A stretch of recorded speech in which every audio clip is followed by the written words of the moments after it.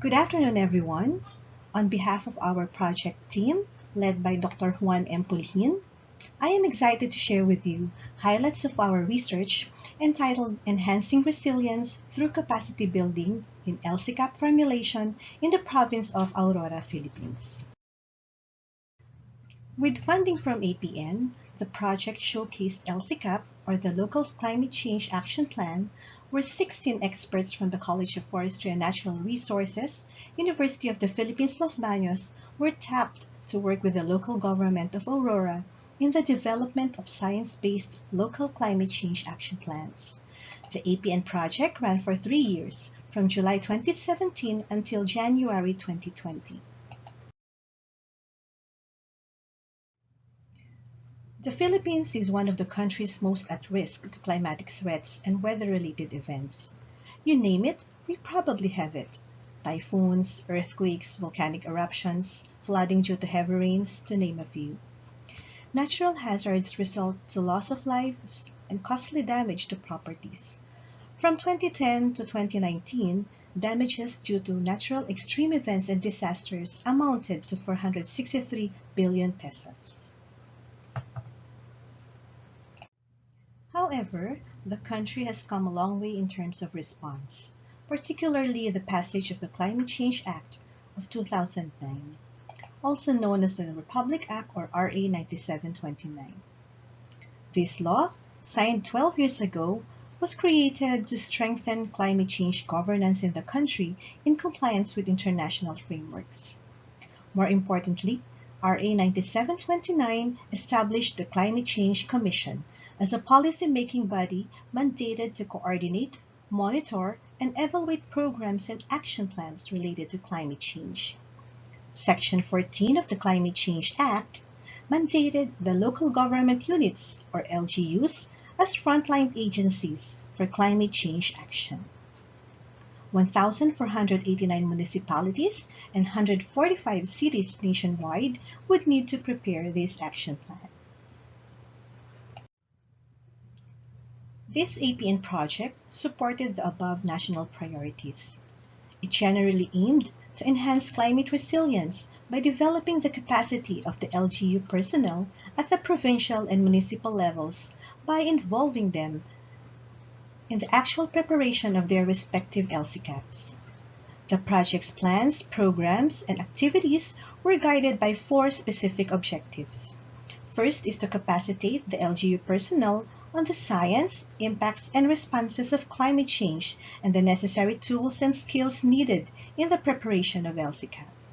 Second is to assess the vulnerability, risks, and impacts in the 8 municipalities using updated climate models, GIS, and participatory methods in partnership with the LGU personnel and other important stakeholders.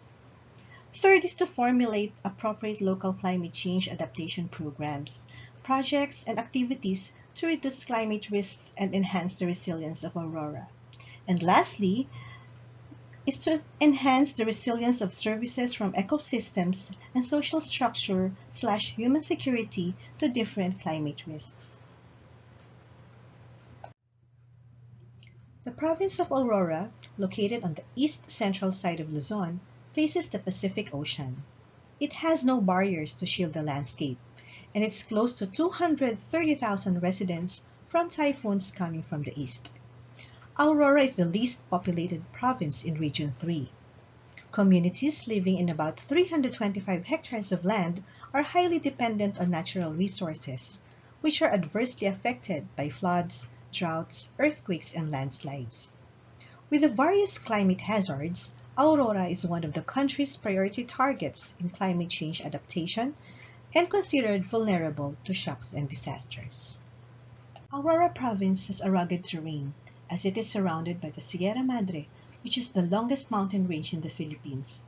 It is politically subdivided into 8 municipalities: Baler, Dilasag, Dingalan, Maria Aurora, Casiguran, Dinalungan, Dipakulaw, and San Luis.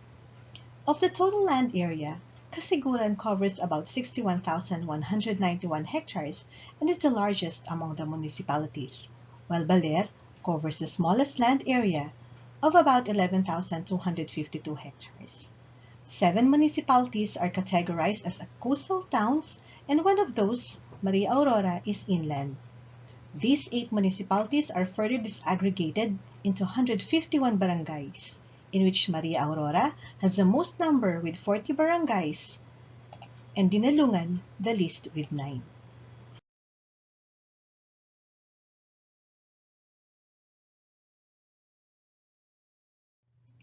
Before I proceed further, let me share with you what CIDRA and LCCAP is all about in a nutshell. The Climate Disaster Risk Assessment, or CIDRA, is a requirement towards the formulation of the LCCAP. Guided by 6 steps and a set of matrices, the CIDRA framework consists of identifying the different hazards and hazard-prone areas in the municipality. LCCAP, on the other hand, is an action plan formulated by local governments to address climate change concerns. It includes identification and prioritization of adaptation and mitigation strategies and development of a monitoring and evaluation system. In essence, the LCCAP describes how LGUs plan to respond to the impacts of climate change and mainstream them into local development plans. Both CIDRA and LCCAP provide the scientific and legal platform for climate change mitigation and adaptation in the Philippines. The project officially started in Baler, Aurora on September 25, 2017. The project overview was presented and the expected outputs were discussed among the provincial and municipal officials. A series of consultation meetings, training activities, workshops, and write-ups for the technical working groups, or TWGs, of the 8 municipalities and the province representatives were held from July 2017 to December 2019, until such time that the LCCAP was completed. An institutional capacity assessment survey was also designed and administered to the TWG members, and 97% of respondents participated. The last step of the project documented the experiences, results, outcomes, and lessons learned. The road to enhancing resilience through capacity building and LCCAP formulation in Aurora started well. Both the provincial government's leadership and UPLB crafted an enabling environment geared towards providing solutions and are supportive of accomplishing the project goal. On top of the APN funds, additional resources were provided by the provincial government of Aurora that led to an expansion of the scope of capacity building activity to include the 8 municipalities. A technical working group was also formed composed of heads of offices such as agriculture, environment, social welfare, health, and engineering. Acknowledging that the existing capacities and that completing the CIDRA cannot be done in just one training, the UPLB team assigned a project member per municipality to oversee the completion of CIDRA and integration of the municipal LCCAPs into the provincial LCCAP. It was agreed that UPLB would facilitate the LCCAP process through trainings and other technical assistance while the TWG assumes responsibility for the LCCAP's completion.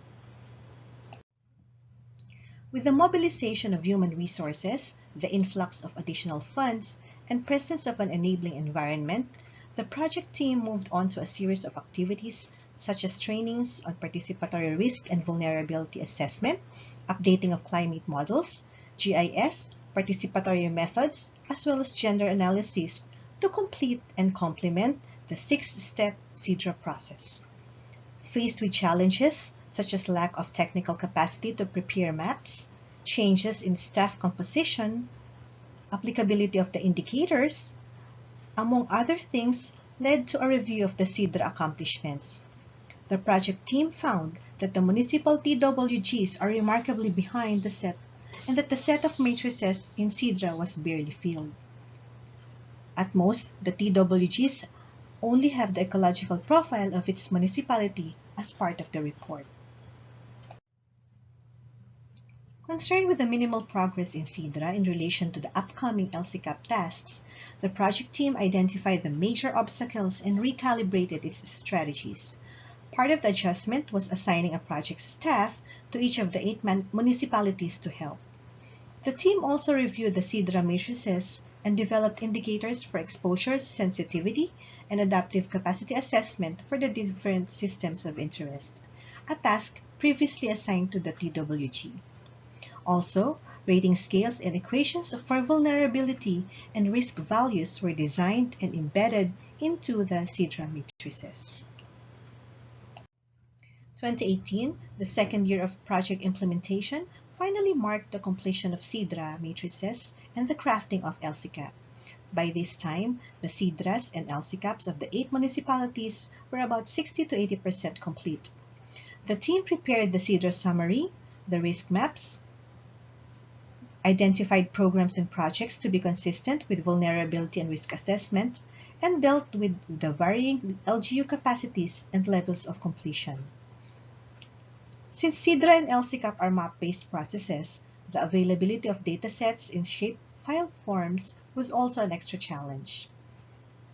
As most stories end well, in 2019, and after more than 2 years of capacity building, the LCCAP from 2019 to 2028 was finally formulated, presented, and adopted.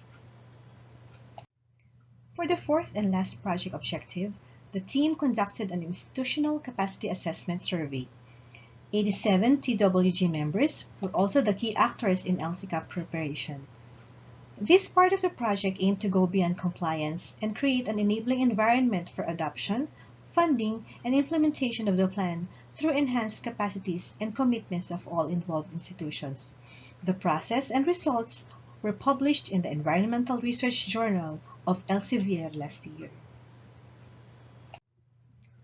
Results of the Institutional Capacity Assessment Survey showed that the municipal and provincial LGUs scored highest and performed better in disaster risk management, namely the capacity to respond, capacity to anticipate risk, and capacity to recover and change. This is not surprising as the Philippines has already set up a protocol for disaster preparation, response, and management through the Philippine Disaster Risk Reduction and Management Act of 2010. It's worth noting that in terms of institutional resilience, capacity to respond ranked first, which is consistent with the current institutional framework that focuses on mitigation, response, and recovery.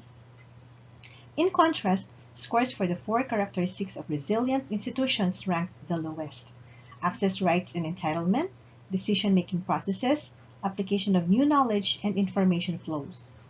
These findings centered on 3 areas that needs to be improved to enhance institutional resilience towards climate and disaster risks: improve staffing and human resources, open wider access to financial support from other sources apart from the municipal funds, and improvement and development of database management systems for efficient information retrieval.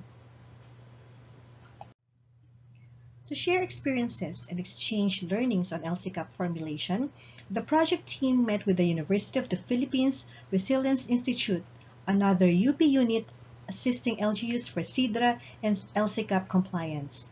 Both units realized the need for a bigger venue and wider audience to tackle the issues and challenges of local climate adaptation. Thus, a technical and policy forum on CIDRA and LCCAP was organized 3 months after. It was the first of its kind to bring together different agencies to discuss and define each agency's role for the LCCAP mandate, the bottlenecks experience, and suggestions to improve the overall process. In conclusion, the project demonstrated that collaborative process is a key approach in building capacity of LGUs for LCCAP development. A formal arrangement through the Memorandum of Agreement guaranteed commitment and accountability of both parties. Technical capacities, particularly for CIDRA, took time and patience to develop.